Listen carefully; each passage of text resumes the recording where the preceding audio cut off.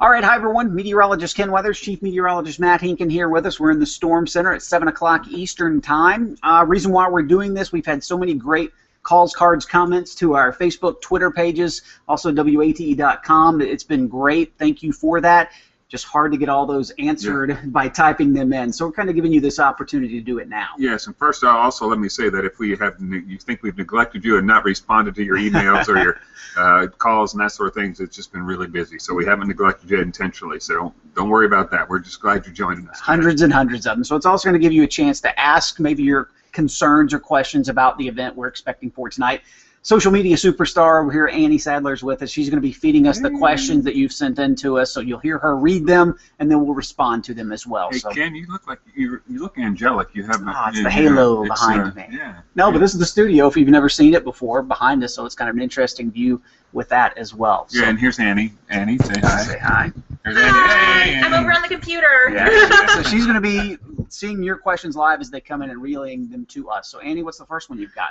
Okay, our first question we have is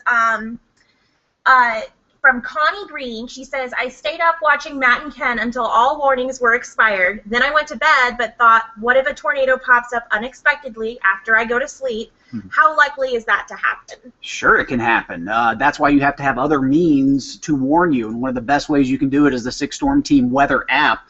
I'll get that for you real quick on my phone. I'll show you what it looks like.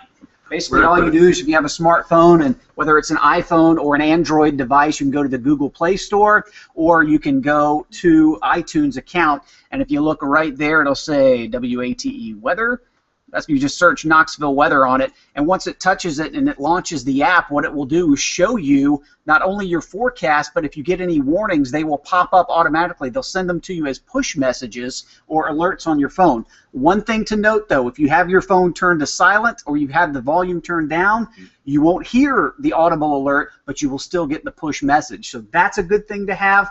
Also, maybe a severe weather radio. No weather radio is a great thing to have in your home. That's the old faithful, the old standby, Yes, you know, and it still works. The technology today with weather radios, you should get one that has same technology, SAME, where you can get it at radio stores and department stores, that sort of thing, but get it with same technology, SAME, because what that allows you to do is to pick the county that you live in, program it so it doesn't go off for all the counties in East Tennessee. Yeah. It just goes off for the ones that are affecting you, so you don't get a million alarms every night. And we've also had people ask, I don't have a smartphone, what can I do? We also have the ability, go to WATE.com on the front page, scroll down on the right-hand side, you'll see several little blue boxes, and there's a way you can sign up for just text alerts. So if you don't have a smartphone, you just have a regular phone that does receive text, you can follow the directions there, and you'll get those same advisories that pop up that will keep you updated. So that'll give you an opportunity maybe to get a little bit of sleep through the overnight hours, but still stay informed. And just know if there are severe thunderstorm warnings or tornado warnings,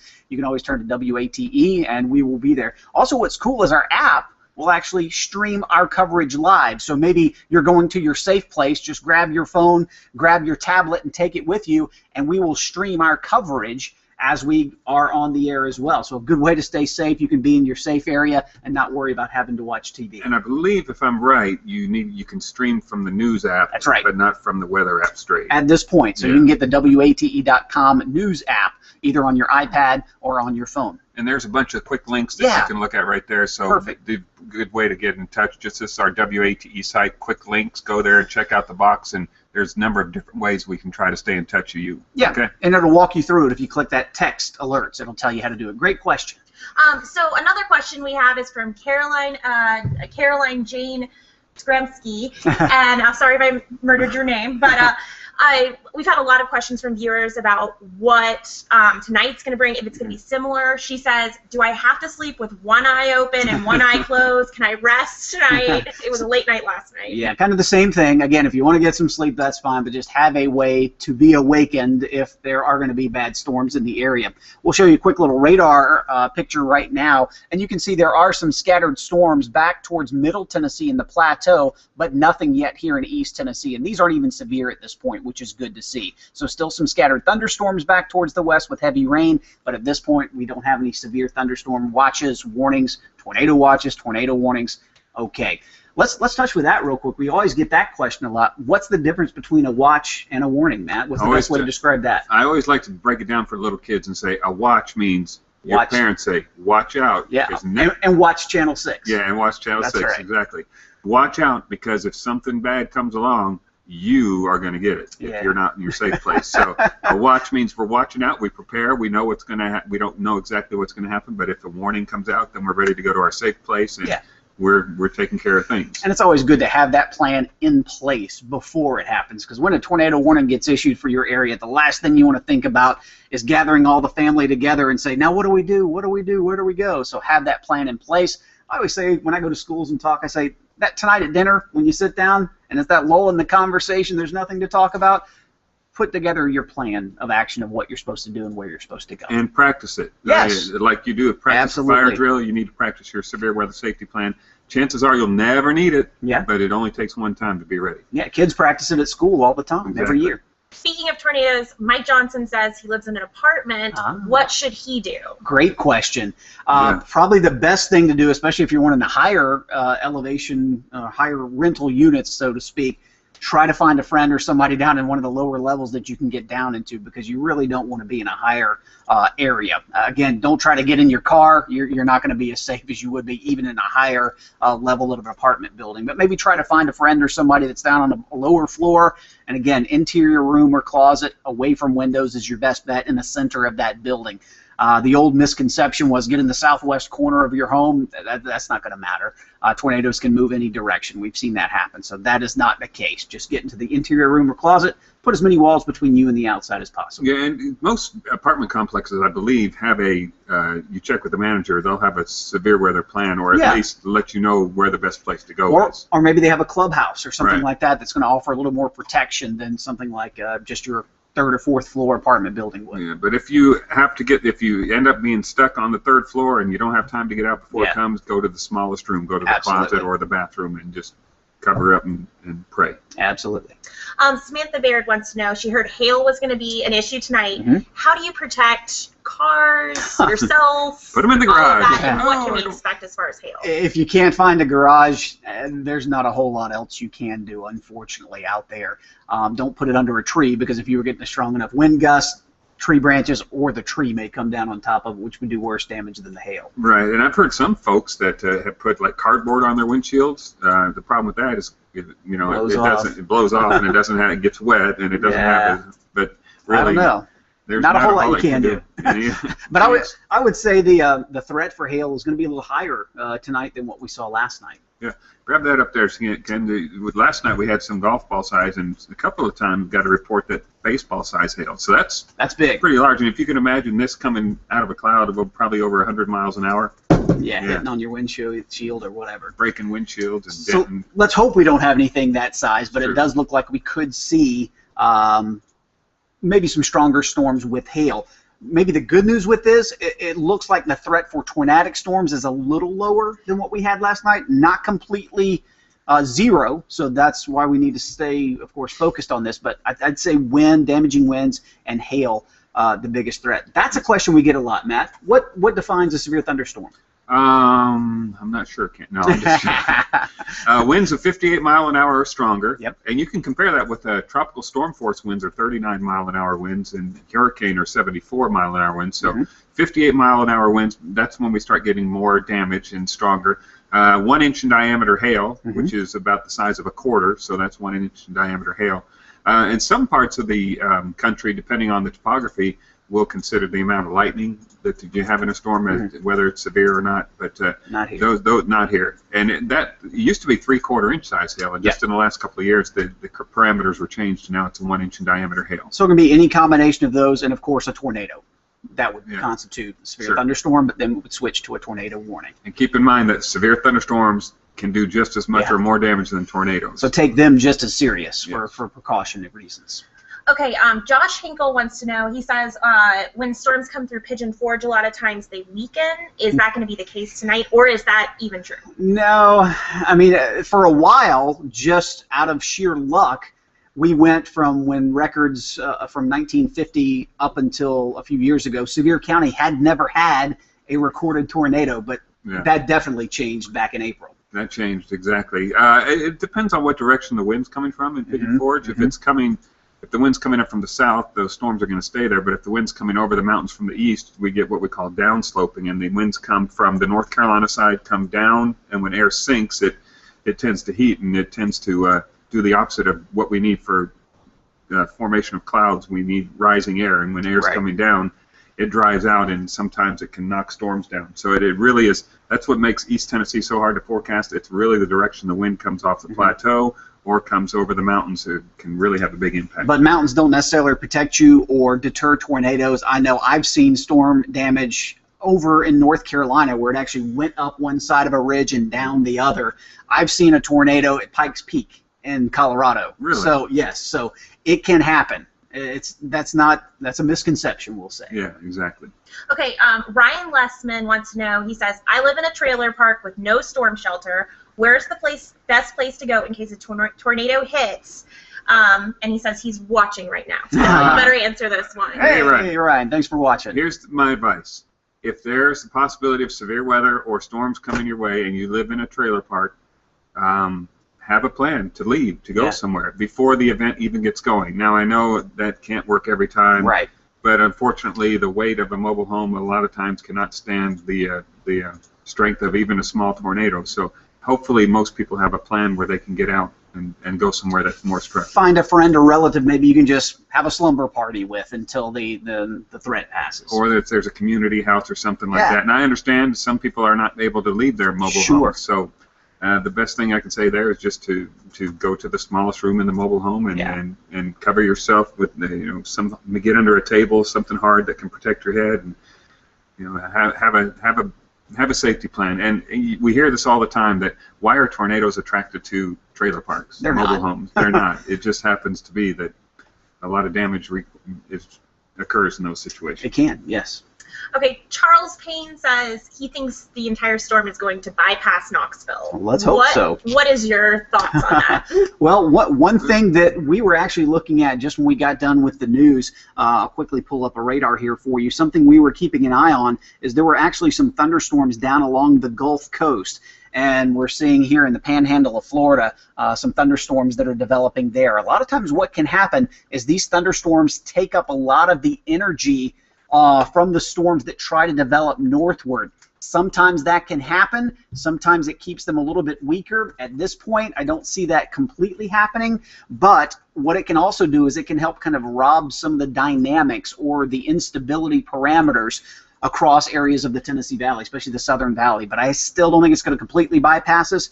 Let's hope it does. But even if it didn't see a severe threat, flooding is still going to be a big concern overnight into tomorrow. Numerous areas saw over 2 inches of rain just with last night's storms, and an additional 1 to 2 inches on top of that would cause some flooding. What do we always tell people, kids especially, what's the Weather Service's slogan? Turn around, don't drown. That's right. A great thing to remember. Speaking of driving, Linda Robert Phillips says, I leave work at 10 p.m. I'm 2 miles from the WATE studios, and I live in Seymour. Please update my ride home. Okay. Here's your ride-by-ride forecast. It depends on the speed of these storms. You may get a dry ride home. I doubt it by 10 o'clock you'll be dry, but there'll be some showers and storms coming our way. I mean, I wish we were a genius and we could tell you that exactly how much rain will be falling on the road that you're driving to. But and thanks for the confidence in that. But that's not going to happen. You're probably going to have at least some wind and some rain. Hopefully not the storminess, but it'll be close if it's not raining by then. Just looking at the radar now, Putnam County, where Cookeville is, all the way up into Pickett County, so just off of our coverage area, which stops at the Cumberland-Fentress County line. That's where the showers and some rumbles of thunder are now, but still no active warnings or watches within our viewing area, or even in East Tennessee, which is good to see, Matt. Yeah, if you can see right. Let me see if that'll pick that up. I don't think it's loaded. Yeah, you can't see that. That's too white. That's too bright. Oh yeah, that's too bright. Too hard to see. Bright. Whoa! There you go, right there. That's a glare. What you see right there is the 3 tornado watches. None of those include East Tennessee, so there's a possibility we could have one as the front moves our direction. But right now, there's 3 tornado watches out for the southeast. None of them include East Tennessee at this time. Hey, we just got to thank as well. We've got 74 viewers for our first Google Hangout discussion here. So your mother and your brother and your sister. All my whole family. So thanks. Hi, Mom. So hopefully we'll continue to do this. If you guys at home decide you like it, send us a note and let us know. Caitlin McLaughlin, she says she's a student living on campus at Maryville College. Okay. What can she expect? Because it was a little scary with Yeah. everything going on last night. there. Absolutely. Those storms were headed right for a couple of them were moving Yes. right toward Maryville College in Maryville, but luckily we didn't have any significant damage out of them. Same story. The line of storms that's in Middle Tennessee is gradually going to move into East Tennessee. We hope it weakens. We don't have any guarantee of that, but you know, a lot of times, and we mentioned last night that a lot of times we'll have storms weaken after the sun sets because they'll lose a lot of energy. Well, last night was not that case because we had a lot of instability, a lot of energy in the atmosphere. Tonight, a little bit different situation. We're not expecting as much tornadic threat, although there is the possibility of them still, and we could see a larger hail threat as this comes on in, but we'll have to see how this develops. So far, no watches or warnings for the area yet, but that's probably going to change within the next couple of hours. Yeah. So again, just it would be the same rules the apartments. You know, try to get downstairs. If you have a common room or something like that, just all huddle together and watch WATE, and we'll keep you updated. This question is from Tirsa Smith. Hi, Tirsa. She says, I know you just did 2.5 hours of newscast, but is it going to rain? Is it going to rain? It is Yes. going to rain. Absolutely. Well, how Yes. Again, even if we didn't see a severe threat, Tirsa, heavy rain is going to be a bit of an issue, especially when you come in early tomorrow morning for Good Morning Tennessee. Just watch for ponding on roadways, slow it down a little bit. And we always say the reason, again, turn around, don't drown. If you see a flooded roadway, I don't care if it's the same drive you take every single day on the way to work, on the way home, whatever. You may be familiar with the road, but if it's standing in water, you have no idea what the road surface is underneath that. Water could have washed it out. It could have been a huge crater or a crevice down in there. You don't want that to happen because it doesn't take much to float a car away. Yeah, I believe it says, if I remember my meteorology, it takes about 2 feet of water to float the average car. Yeah. What is a car? It rides on air, right, on the tires?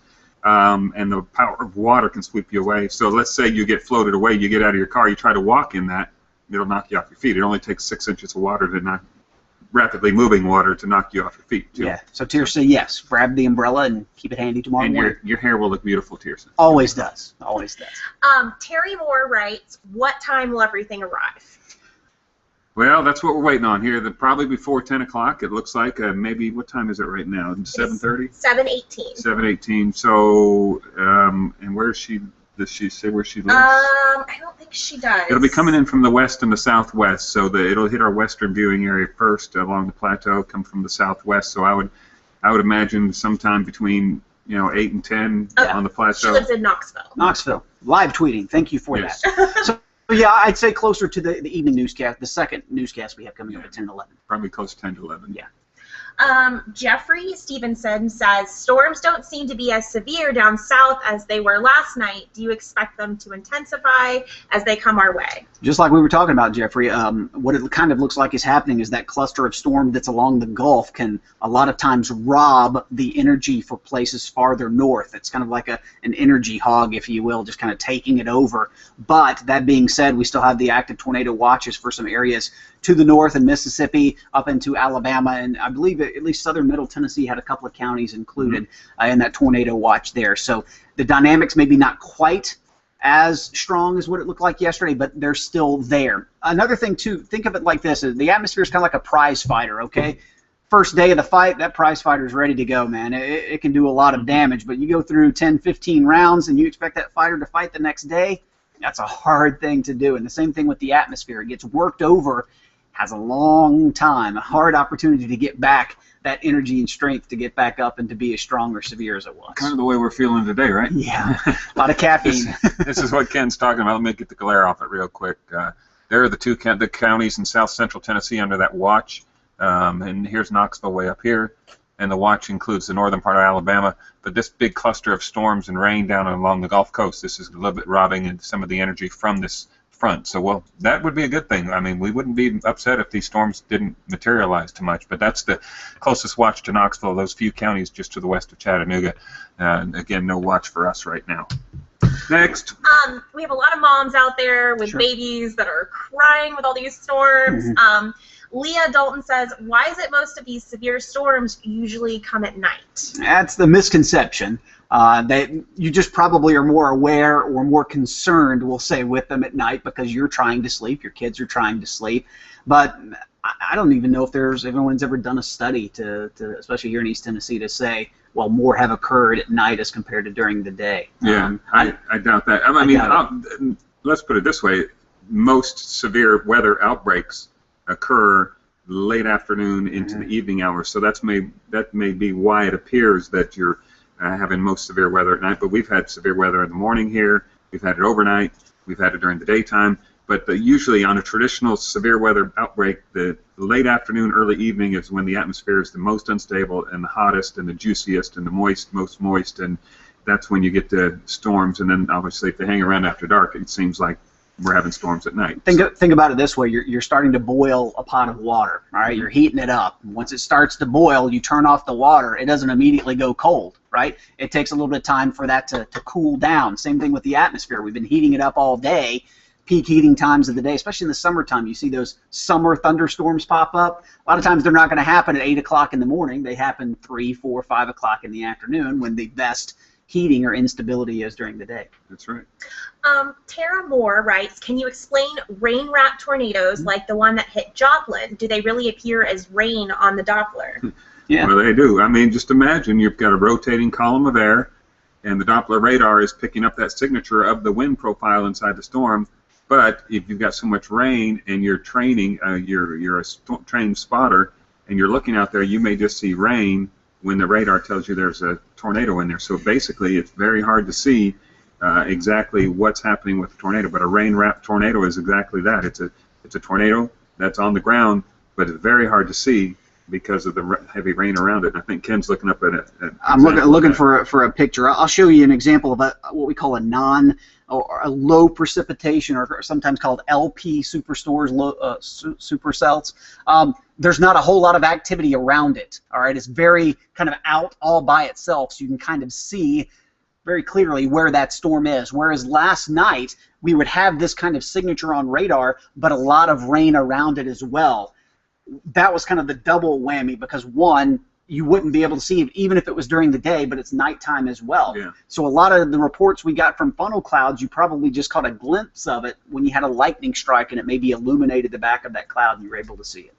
In a rain-wrapped storm, if you look at it, and it looks like just rain, but you can't see the tornado in it, which makes it double dangerous. Allison Owen says, is Lenoir City expected to get as bad as it did last night? I would say not as bad as last night, but still we're going to have to see how these storms, really the critical point is going to be these next hour or two as we get towards Sunday, next hour anyway, see how these storms continue to develop out in Middle Tennessee. And not to sidestep the issue either, but some people that didn't get damaged probably thought it wasn't as bad last night as the people that did get damage, and there's no guarantee that the same places like McMinn, Monroe County that saw the large hail last night, no guarantee you're going to see it again tonight, but no guarantee you're not. Yep. And that brings us to another question. Griffin Foster, he said, is it just going to be a big thunderstorm, or is there something else that he should be concerned about? Again, as we mentioned earlier, if you were just jumping on, tornado threat may be a little lower, but still a pretty decent threat for damaging winds. Hail threat looks a little better than what it did yesterday. There's a little bit more cool air aloft, and heavy rain. Those are kind of the three impacts. We're not, and by the way, this doesn't mean you're going to get baseball-size hail. I was just using this as a reference to an earlier question where we did see some baseball-size hail. Anything else? Hold on. Can cloud-to-ground lightning happen at night? Sure, it can happen anytime. Mm-hmm. There are several types of lightning. There's what's called in-cloud lightning, where it happens within the cloud base itself. There's cloud to cloud. Sometimes you can see the arc jump, and cloud to ground. You can see that actually come down to the ground. Yep. So lightning, anytime you hear thunder, lightning created it. So whether you saw the flash or not, anytime you hear thunder, lightning, whether it was cloud to ground, ground to cloud, in cloud, or. And we'll go ahead and put this myth to bed. There's no such thing as heat lightning. Yeah. Basically, all it is, it's lightning that's too far away for you to hear the thunder.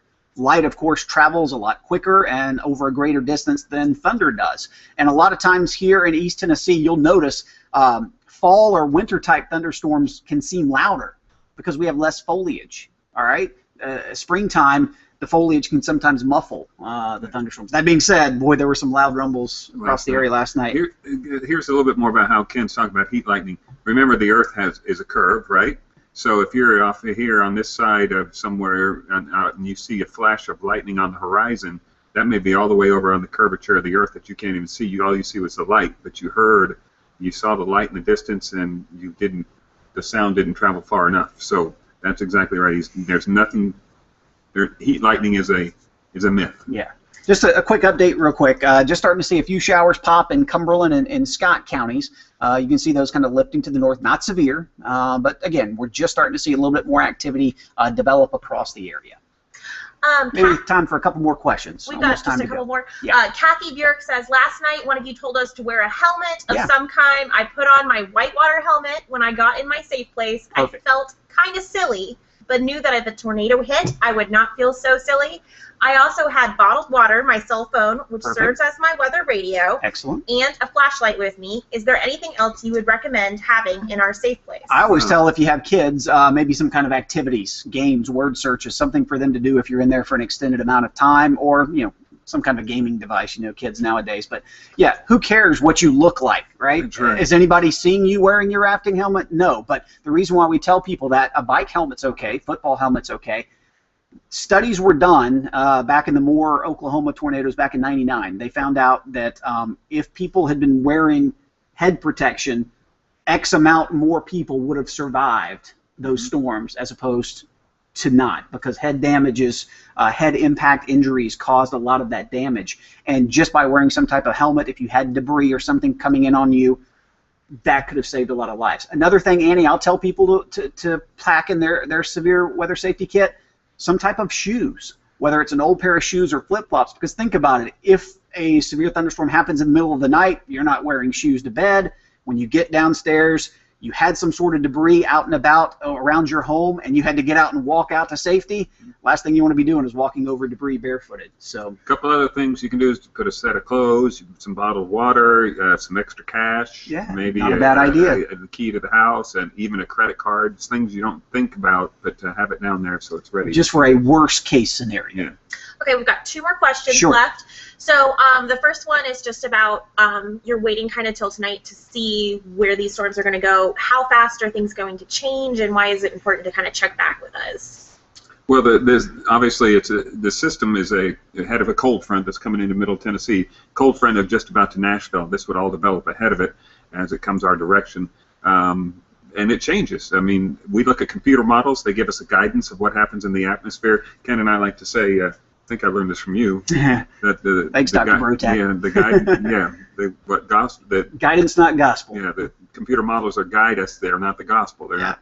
Sometimes they're wrong. Sometimes they're slow. Sometimes they're fast. But they were pretty right on last night, and they're pretty right on right now. So we're going to see how they develop. And of course, as they develop, then we pass on more information and let you guys know what's happening. Starting to get some heavier rainfall now, just the western edge of Fentress County, moving northward. And notice how the storms look like they're increasing a little bit, growing. So again, starting to see a little bit more development over the next little bit. And that's probably why we're going to be jumping off here in just a minute, so we can go monitor those and get something to eat before we have to jump back on the air tonight.